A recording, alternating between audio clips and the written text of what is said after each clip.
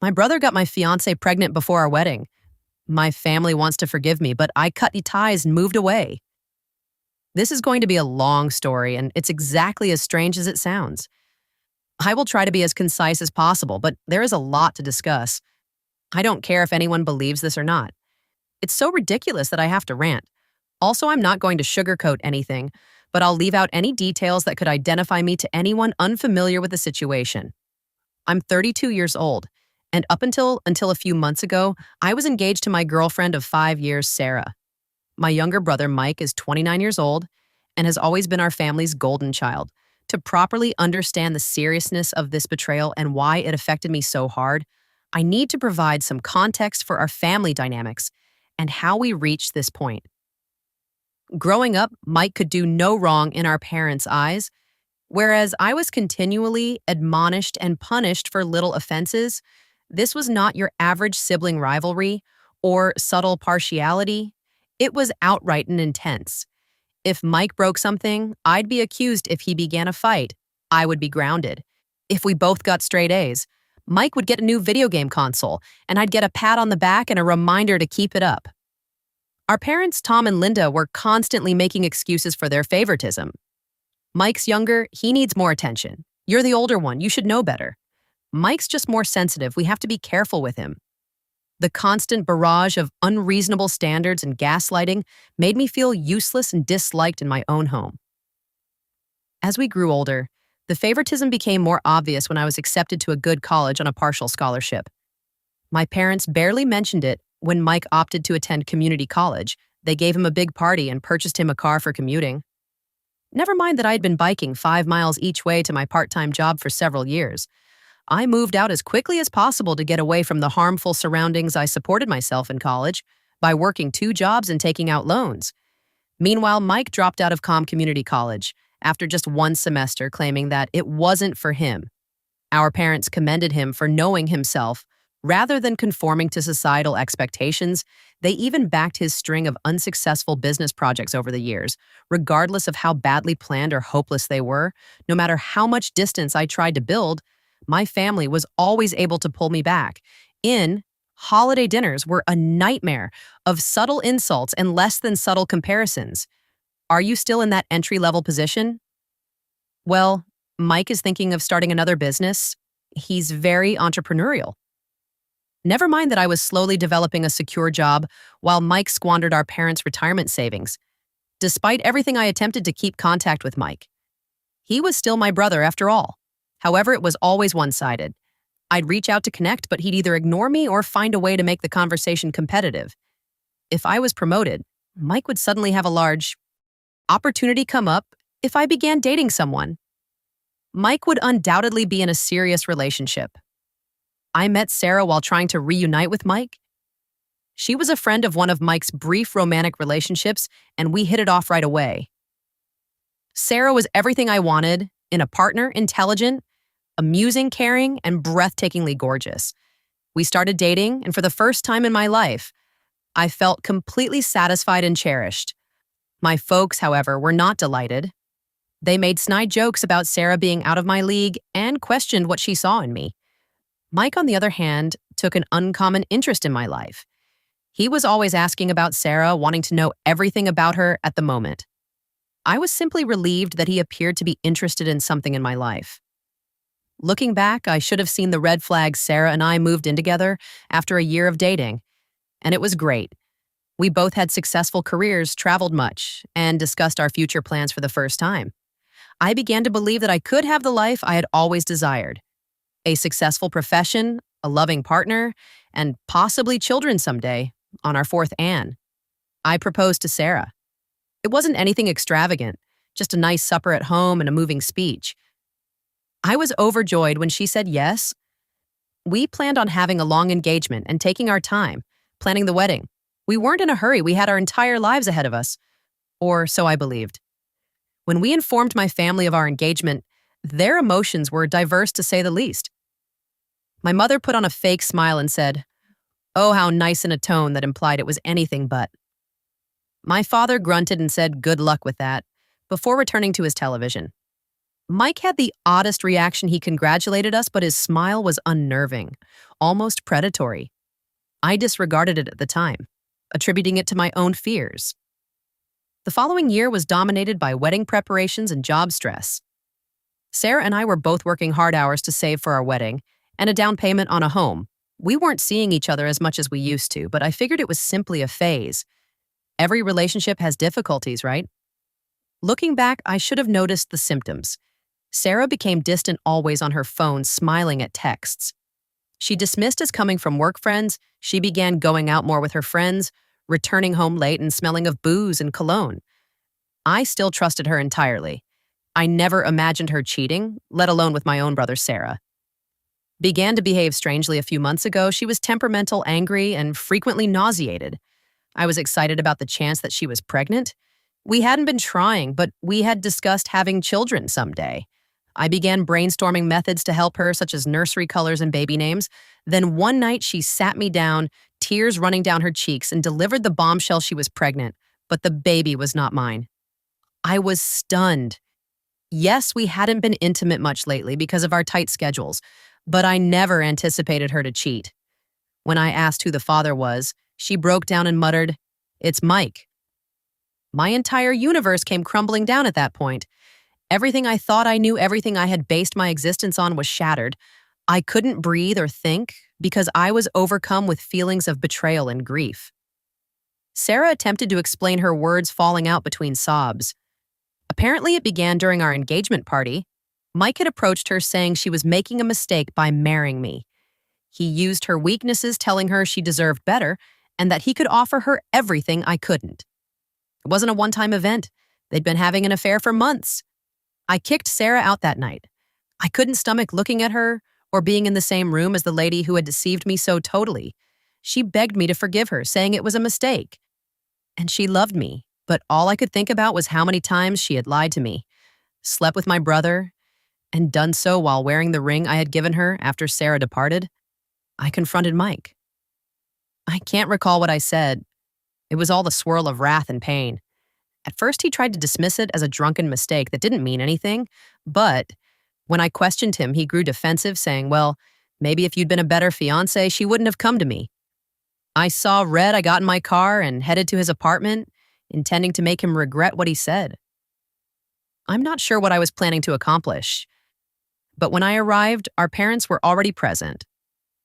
Mike presumably called them first, telling them about Sarah seducing him and apologizing, and you know what? They believed him. They always do. My mother immediately began lecturing me about forgiveness and family, while my father stood there with his arms crossed, obviously disappointed in me, but not in his beloved Mike.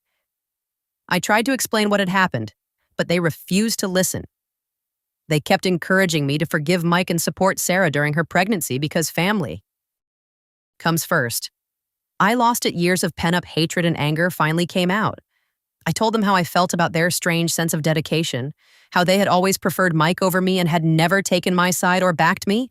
I informed Mike that he was no longer my brother, that he had died for me. I told my parents they could have the son they'd always wanted because they no longer had me. I stormed away, ignoring their shouts and pleads.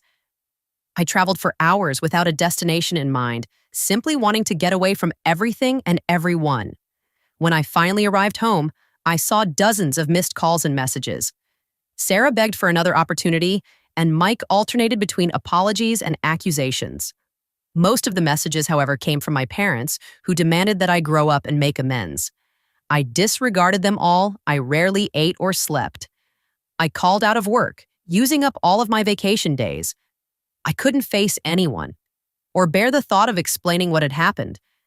I just sat in my apartment going over every detail of my relationship with Sarah and every encounter with Mike, trying to find out where I went wrong.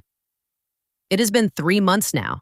To cope with everything, I moved to a new apartment, changed my phone number, and began treatment, but my family refuses to quit up.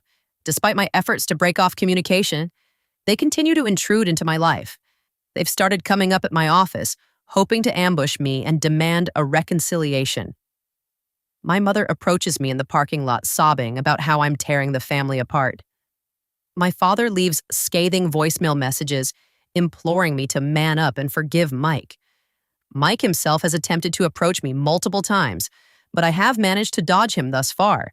They've even used flying monkeys, extended family members dressed as concerned parties to guilt, tripped me into forgiving Mike aunts, and cousins I haven't spoken to in years suddenly phoned, reminding me how important family is and how I should let bygones be bygones.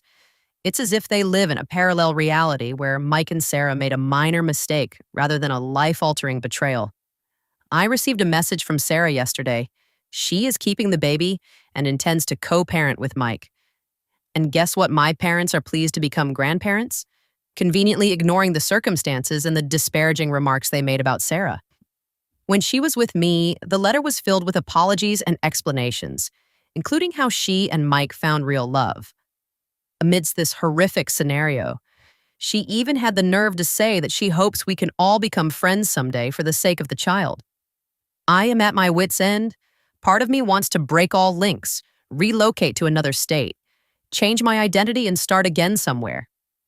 No one knows about this mess, but another part of me is so angry that I want to stay and fight to show them how twisted the situation is. I do not know what to do. This betrayal has affected every aspect of my life. I cannot take being alone with my thoughts. I haven't even considered dating again because the thought of trusting someone like that scares me. I've also lost friends.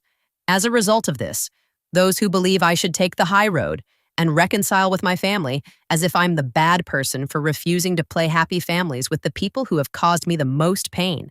The thought of Sarah and Mike raising a kid together, a child who should have been mine, is like a constant knife in my gut. I understand cognitively that the child is innocent in all of this. It's not the baby's fault that its parents are Lee and cheaters, but I can't force myself to feel happy about its presence. My parents have begun to consider how I should participate in the child's life and how I will become an uncle. The thought makes me feel physically uncomfortable. How can I look at this child without seeing the ultimate emblem of my brother's betrayal? So, Reddit, my question is, am I an idiot for not forgiving my brother and ex-fiancé? Is it wrong to want to lose connections with my family over this? Any advice on how to proceed would be highly welcomed, as I feel as if I am drowning in a sea of deception and gaslighting. I apologize for this lengthy post. If you've made it this far, I really appreciate it. Writing it all out has been cathartic in a way. I'm not sure what I'm hoping to achieve by sharing this validation wisdom, or simply the opportunity to scream into the void and have anybody hear me edit. Oh my God, this blew up overnight. Thank you all for your assistance and advice. I'm astounded by the response, and it will take me some time to get through all of the comments. However, I wanted to answer a few typical queries. Yes, I have contacted a lawyer about obtaining a restraining order against my family. It is currently in progress. I do not intend to have any contact with the baby. It is not the child's fault, but I cannot become involved without losing my mind for those who are curious about my work. I have already spoken with HR about the matter. They are aware and supportive. They've increased security at the front desk and given me the option of working from home more regularly. I am grateful for their understanding. Many of you have inquired whether I had contemplated moving to another city or state. It is definitely something I am thinking about. My company has offices in several other cities, so a transfer could be possible. I'm considering the advantages and cons to those suggesting a DNA test. Sarah has admitted to the affair, and the timeline is congruent. I see no reason to believe the child is not Mike's. Even if it were my child, I doubt I could ever look at him without thinking about this treachery. The sheer number of people who have had comparable experiences has overwhelmed me. It's sad to understand how common this type of betrayal is, but it's also weirdly reassuring to know I am not alone. Thank you for sharing your stories to the individual who inquired whether I had explored legal action against Mike for alienation of affection. I looked into it, but it is not recognized in my state, even if it were. I doubt I have the energy for a judicial struggle. Right now, several people have noted that Mike's behavior appears narcissistic. I've started reading about narcissistic personality disorder, and a lot of it rings true. It helps me comprehend, but it does not justify his conduct. Those inquiring about Sarah's relatives are as startled and outraged as one would imagine. They have stopped communicating with her and have reached out to offer me their support. It's a minor comfort. but I value it to the person who inquired if I'd ever considered having my own children. To be honest, this entire experience has made me rethink. If I even want a family, I'm trying not to make any big decisions while I analyze everything. I'll keep you po-po-e if something big happens. But for now, my priority is to recuperate and move forward. Thanks again, Reddit. You have helped more people than you realize. Your support and recommendations have given me a lot to think about. And they've really been a lifeline during this difficult time. I may not be able to answer every remark, but please know that I read them all, and they have helped me feel less alone. Update Hello Reddit. It's been nearly 2 weeks since my previous post, and it has been a roller coaster first and foremost. Thank you for your invaluable assistance and guidance. I didn't anticipate my post to go viral. Reading through all of your answers has been upsetting and somehow reassuring. It's disturbing how regular this type of deception is. The past few weeks have been really hard. Remember how I mentioned that I was working on getting a restraining order? That became a tremendous ordeal. My lawyer had filed the papers, and we had a hearing planned. I assumed it would be simple given the proof and the constant harassment, but I was mistaken. My parents arrived to court with their own lawyer, a high-powered attorney, dressed in an expensive suit who most likely costs more per hour than I do in a week. They attempted to portray me as the insane one, claiming I was ripping the family apart over a simple misunderstanding, as if Mike had stumbled and fell into my fiancée. Fortunately, the judge did not buy it. She issued the restraining order against Mike and my parents, but only after my mother sobbed in court and my father stared at me as if I had committed murder. Mike's reaction, however, I swear if looks could kill, I wouldn't have left the courthouse alive as we were leaving. Mike attempted to approach me, but my lawyer intervened, reminding him of the newly issued restraining order. Mike simply scoffed and stated, "This isn't over. You can't hide behind a piece of paper forever." I'd be lying if I said his remarks didn't make me uncomfortable, but at least I have some legal protection. Now my job situation has also been a nightmare. Remember when I mentioned my family visiting my workplace? It all culminated last week. I was at a client meeting when my assistant alerted me to the fact that my mother was raising a disturbance in the fore. Apparently, she had brought a photo album and was showing my coworkers baby images of Mike and me while crying about how close her boys used to be. When I arrived downstairs, I found her surrounded by several uneasy-looking colleagues. She was in the middle of telling a story about Mike and me bathing together when we were toddlers. When she recognized me, she attempted to approach me, babbling about organizing a baby shower. I cut her off, telling her she had to go immediately, or I'd call the cops for trespassing and breaching the restraining order. Her expression looked as if I had smacked her, but after everything they had put me through, I couldn't care. Security let her out, and I spent the next hour coordinating with my boss and coworkers to minimize the damage. Most of them understood, but I could tell some were concerned about the drama I was bringing into the office. But it was the interaction with Mike that truly threw me off course last Saturday. I was in the gym trying to let out my rage on the punching bag. I was so absorbed that I didn't realize someone was approaching until I heard his voice. I looked back and there was Mike smirking at me as if he hadn't just broken the restraining order. He began shouting loudly, making sure everyone nearby could hear. I ordered him to go before I contacted the cops, but he laughed and said he was going to tell them I had threatened him and Sarah. That's when I lost it. I struck at him. Landing a punch squarely on his jaw, he stumbled back, then pounced at me. We ended up on the floor, trading blows like children again, but this time there were no parents to separate us. No one instructing me to be the bigger person and let Mike win. I managed to land a couple decent hits before the gym staff intervened. Mike's nose was bleeding and I could feel my face swell. We were both shrieking, attempting to break free and go at each other again. The gym manager threatened to call the cops, which ultimately shook me out of it. I grabbed my belongings and fled. I was driving home still shivering from the adrenaline rush when I received a call from an unknown number. Against my better judgment, I responded. Sarah was shouting at me about breaking Mike's nose and suggesting he would require surgery. I couldn't stop giggling. Sarah being unhappy with me after what they had done was plain ludicrous. I sarcastically apologized if I irritated her little boyfriend, whom she had been sleeping with behind my back for months. She started crying, moaning about how frightened she was, how the baby could feel her suffering, and how I was so selfish. I hung up and blocked her phone. The consequences of the brawl were serious. The news traveled quickly within our social circle. My phone was inundated with texts from friends and relatives, some of whom were supportive, while others chastised me for assaulting my poor defenseless brother. Sarah's parents contacted me again, expressing their support for me as well as displeasure in their daughter. It was a minor consolation, but at this point, I'll take what I can. The restraining order does not seem enough anymore.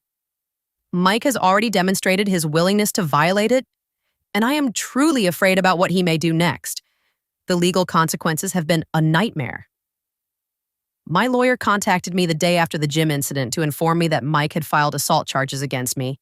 I described how Mike broke the restraining order and provoked me. My lawyer groaned and said we'd fight it, but it might be a tough struggle because I threw the first punch. We are in the process of filing charges against Mike for breaking the restraining order. My lawyer believes that this will strengthen our case, but nothing is assured. I've had to give police statements, show them my facial and knuckle injuries, and explain why I was defending myself against my own brother. The entire process is humiliating to make matters work worse. Mike and I have been permanently barred from the gym while I don't blame them. It's terrible because the gym was one of the only locations where I could express my anger in a healthy manner. My cousin Amy, with whom I've always been close, called me lately. She's been under a lot of pressure from her family to support me, but she's standing firm. She explained what had been going on behind the scenes.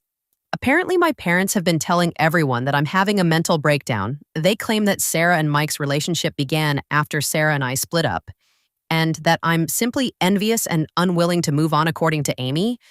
The majority of the family is suspicious, but some are buying into the story. It's infuriating to know they spreading lies about me while I'm still trying to recuperate work has been difficult, to say the least, after the event. With my mother generating a disturbance in the lobby and the argument with Mike becoming viral on local social media, I can see my coworkers are nervous around me earlier this week. My manager summoned me to his office. He began by saying he regarded me as an employee and recognized that I was going through a difficult time. Then he dropped the bombshell he proposed that I take a leave of absence until things settled down. He referred to it as a personal sabbatical paid. Of course, but it was evident that the decision had been taken. I wanted to fight, tell him that work was the only thing keeping me sane right now, but I knew it would be fruitless. I agreed, thanked him for his understanding, and began to pack up my office as I was leaving. I overheard two coworkers whispering about how my brother got my fiancée pregnant. I slammed my office door louder than required as I walked out, taking some tiny joy in seeing them jump. I would be lying if I said none of this bothered me. I've begun taking long trips at night just to get out of my flat. Sometimes I find myself parked outside my old house, the one I shared with Sarah, wondering how my life became so messed up in the midst of all this commotion. I found comfort from an unexpected source.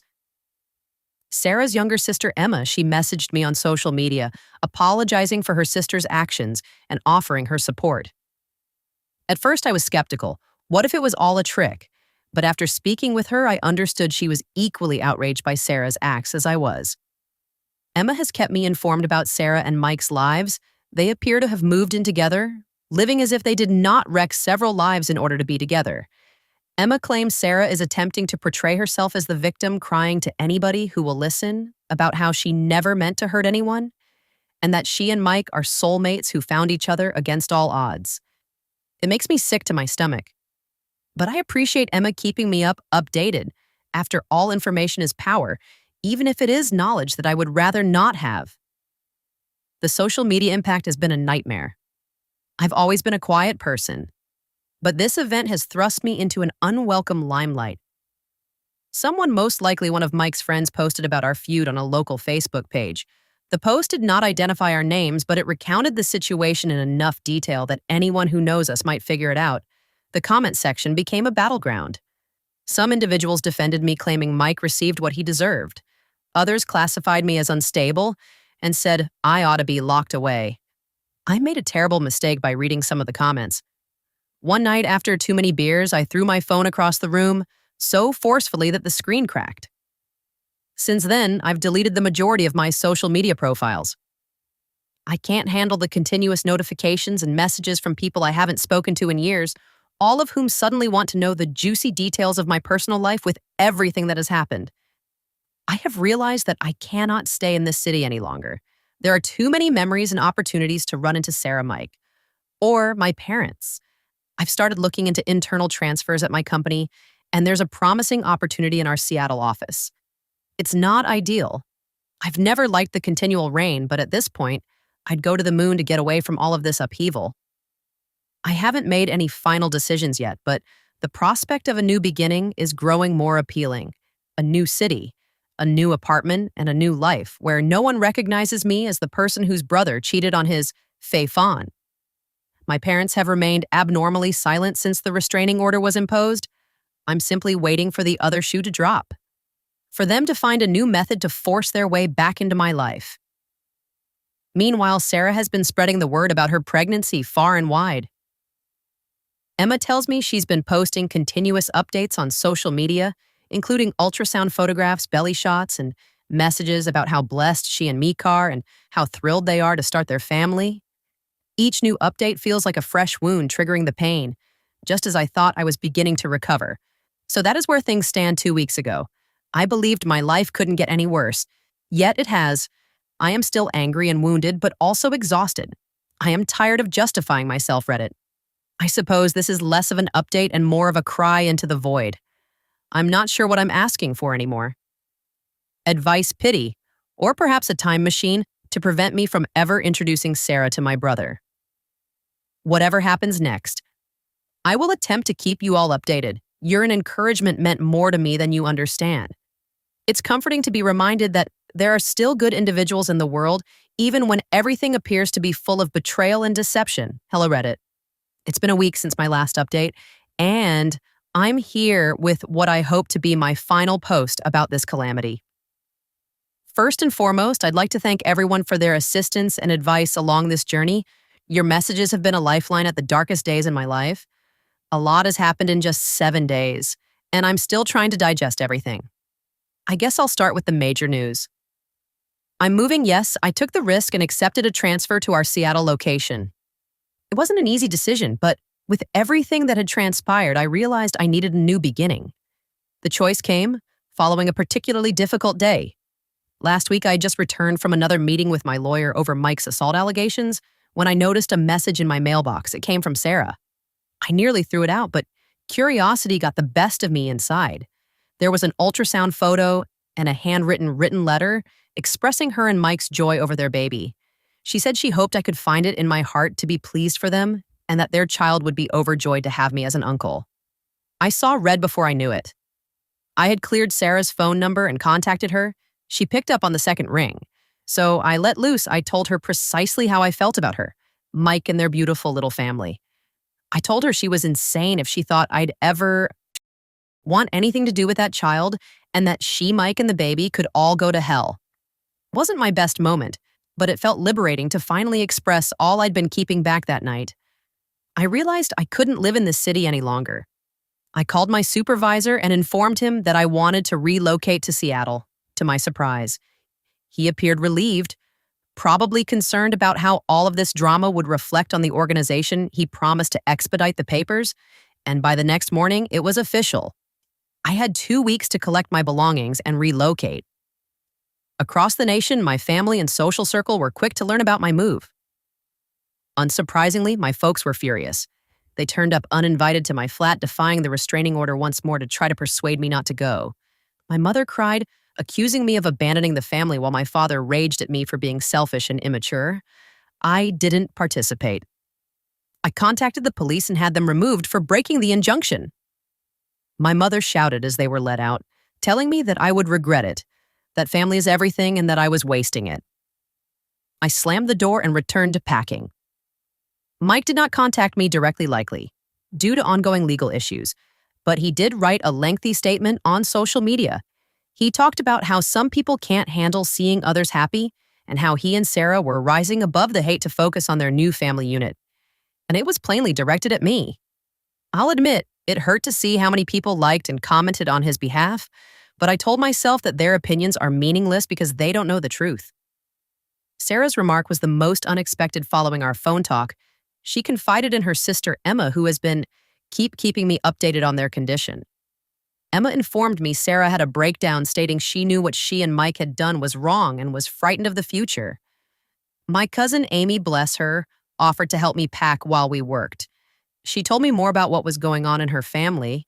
Apparently, my mother's sister had a furious dispute with my mother. She accused her of consistently preferring Mike and pushing me away. She even informed my parents that they were reaping the repercussions of their years of favoritism. I won't lie. It felt good to hear that someone in the family was finally calling them out. My lawyer promised me that my move would have no effect on the pending legal dispute. We're still pursuing charges against Mike for breaking the restraining order, and we're fighting the assault allegations he made against me. My lawyer feels certain that the judge will see through Mike's lies, especially given his history of violating the injunction moving across the nation. May potentially help our case, as it demonstrates that I am not a threat to Mike and have no intention of dealing with him. I'm not sure if I will post another update. After this part of starting over is leaving the past behind. And as helpful as this group has been, I believe it is time for me to move on from this sad chapter.